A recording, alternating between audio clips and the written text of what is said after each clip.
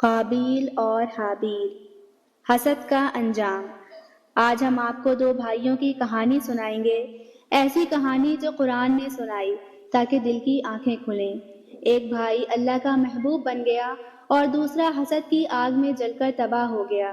یہ حضرت آدم علیہ السلام کے بیٹوں کی کہانی ہے، قابیل اور حابیل۔ بچوں، ایک وقت تھا جب اللہ تعالیٰ نے انسانوں کو ایک خاص حکم دیا تھا، قربانی پیش کرو اور دل سے پیش کرو۔ اس وقت یہ پہچان یوں ہوتی تھی کہ آسمان سے ایک آگ آتی اور جس کی قربانی خالص ہوتی وہ جل کر قبول ہو جاتی۔ یہ قربانی صرف جانور یا چیز کا دینا نہیں تھا، یہ دل کی آزمائش تھی، یہ نیت کی جانچ تھی، یہ اللہ سے تعلق کا امتحان تھا۔ اللہ تعالیٰ نے حضرت آدم علیہ السلام کے دونوں بیٹوں کو حکم دیا، قربانی کرو۔ حابیل نے دل سے محبت سے اللہ کی رضا کے لیے سب سے اچھی چیز قربان کی، اور قابیل نے بس کچھ یوں ہی کر دیا، نہ نیت نہ اخلاص۔ قرآن کہتا ہے فَتُقُبِّلَ مِنْ أَحَدِهِمَا وَلَمْ يُتَقَبَّلْ مِنَ الْآخَرِ، سورہ مائدہ آیت نمبر 27، یعنی ایک کی قربانی قبول ہوئی، دوسرے کی نہ ہوئی۔ حابیل کامیاب ہوا کیونکہ وہ متقی تھا، اللہ کا ڈر رکھنے والا۔ قابیل ناکام ہوا کیونکہ دل میں نہ سچائی تھی نہ خشیت۔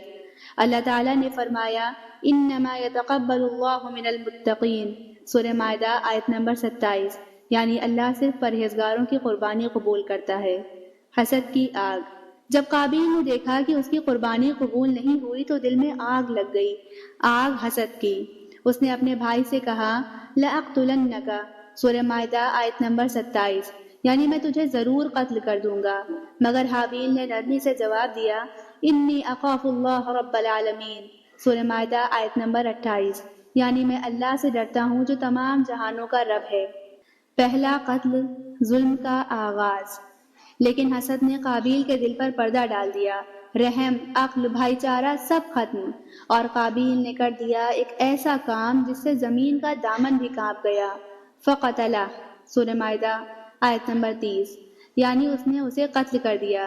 یہ انسان کا پہلا قتل تھا، پہلا ظلم، پہلا فساد۔ قابیل نے جب اپنے بھائی کی لاش دیکھی تو گھبرا گیا، اب کیا کروں، کہاں دفناؤں، کہاں چھپاؤں؟ اللہ تعالیٰ نے ایک کوا بھیجا جو زمین کھودنے لگا۔ قابیل نے افسوس سے کہا یا ویلتی اعجزت ان اکون مثل ھذا الغراب، سورہ مائدہ آیت نمبر 31، یعنی افسوس، کیا میں اس کوے جیسا بھی نہ بن سکا؟ بچوں، اس کہانی میں کئی چراغ جلتے ہیں اگر دل دیکھنے والا ہو۔ پہلا، قربانی دل کی ہوتی ہے، اللہ کو گوشت نہیں تقویٰ چاہیے۔ دوسرا، حسد ایک اندھی آگ ہے جو بھائی کو دشمن بنا دیتی ہے۔